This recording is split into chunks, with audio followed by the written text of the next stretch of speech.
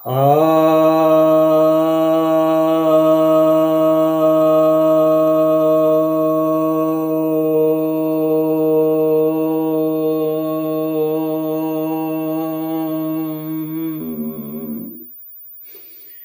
सभी भक्तजनों को सप्रेम नमन।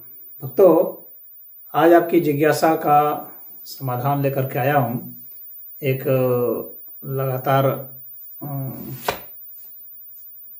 एक भक्त हैं जो कमेंट करते हैं, उनका नाम आर्य है। उन्होंने पूछा है कि पूछा क्या है, बल्कि उन्होंने एक तरह से उत्तर ही दिया हुआ है, परंतु उनके उत्तर से मैं सहमत नहीं हूँ। और चूँकि बहुत लोगों की बिलीफ वही है जो वे कह रहे हैं, इसीलिए इस पर मैं वीडियो बना रहा हूँ। ये कहते हैं कि कुरान और बाइबल गलत नहीं हो सकते, उसको एक्सप्लेन गलत ढंग से किया होगा। ऐसी बहुत लोगों की सोच होती है। यह एक पूर्वाग्रह होता है, पूर्व धारणा होती है कि यह गलत नहीं हो सकता। कौन चीज़ गलत है कौन चीज़ नहीं है, इसको हमें तथ्यों के आईने में देखना पड़ता है। पूर्वाग्रहों से नहीं देख सकते। क्या सत्य है क्या असत्य है, इसका निर्धारण प्रयोग के द्वारा, तर्क के द्वारा, प्रमाणों के द्वारा आंका जाता है। विज्ञान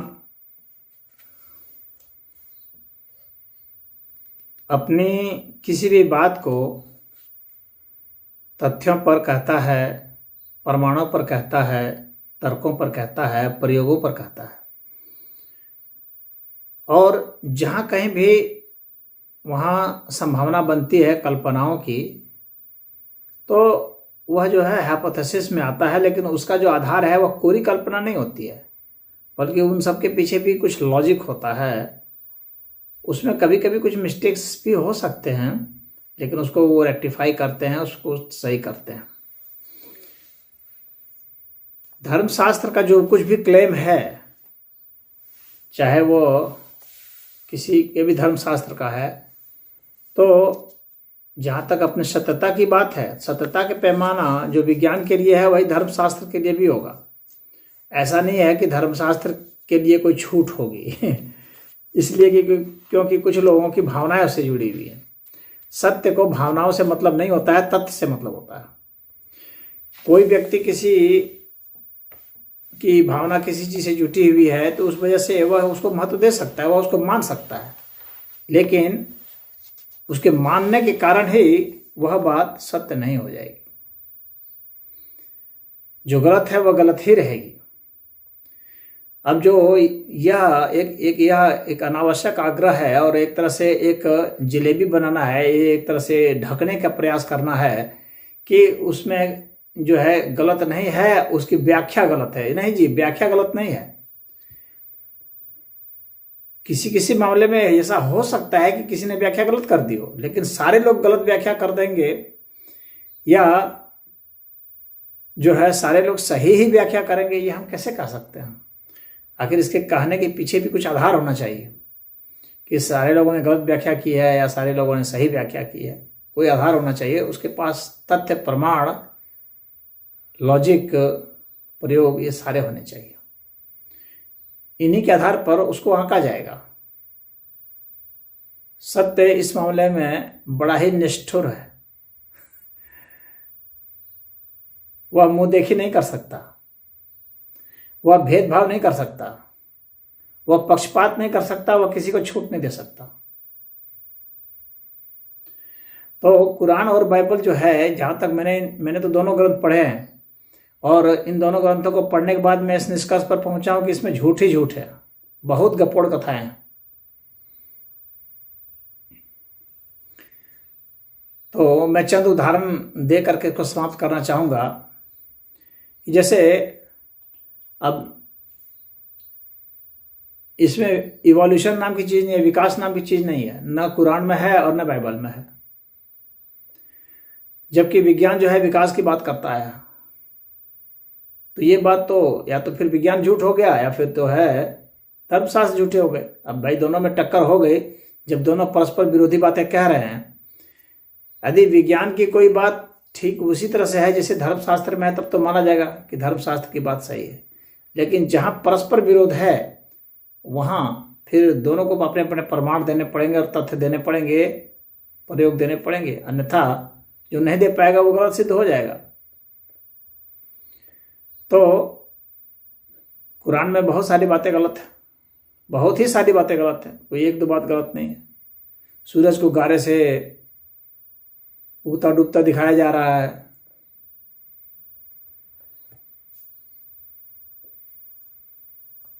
पृथ्वी पहले बना दी, चांद तारे बाद में बनाए पृथ्वी पहले बनी है कि चांद तारे पहले बने हैं?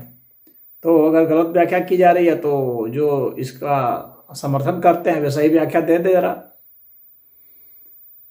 मनुष्य को कहीं मिट्टी से बना हुआ दिखाया जा रहा है, तो कहीं किसी और से दिखाया जा रहा है। एक स्त्री पुरुष से जो है पूरी कौम को बनाया हुआ दिखा दिया गया, मनुष्य जाति को बनाया हुआ दिखा दिया गया। ऐसे कैसे संभव है?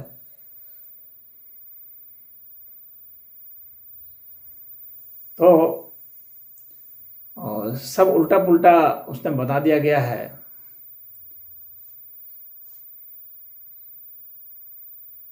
मनुष्य के खाने के लिए सारी चीजें बना दी गई हैं क्या सभी चीजें मनुष्य के खाने के लिए बनी हुई है?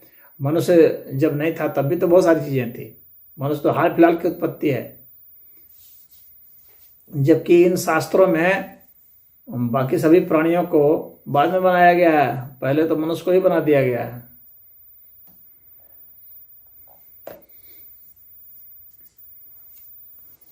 तो ऐसे ऐसे उत्पत्ति का उटपटांग सिद्धांत, उटपटांग आकाश को वो बताया गया कि वो जो है आकाश जो है वह जो है एक चादर है, सूरज चांद जो है उसमें सितारे हैं, उनके चमकने के लिए बनाए गए हैं कि देखने में बढ़िया लगे तो ये सब जो बातें हैं ये तो हंसी वाली बातें हैं और कुछ नहीं है, बच्चों वाली बातें हैं।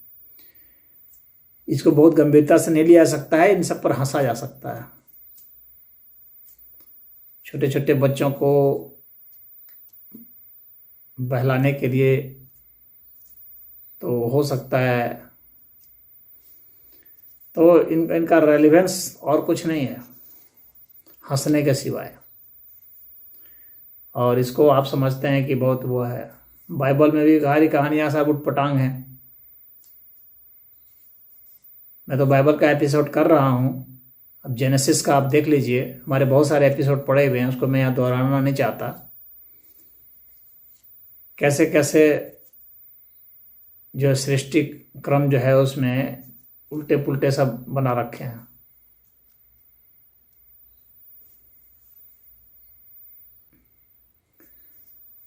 तो न वहाँ ईश्वर सिद्ध हो पाते हैं और न ही उनके हिसाब से उनका सृष्टि क्रम सिद्ध होता है, न ही उनका समय सिद्ध होता है। उन्हें तो दुनिया 6 दिन में बना दे रखी है, 6 दिन में दुनिया बन गई, जबकि विज्ञान क्या बता रहा है बनने में कितने लग गए,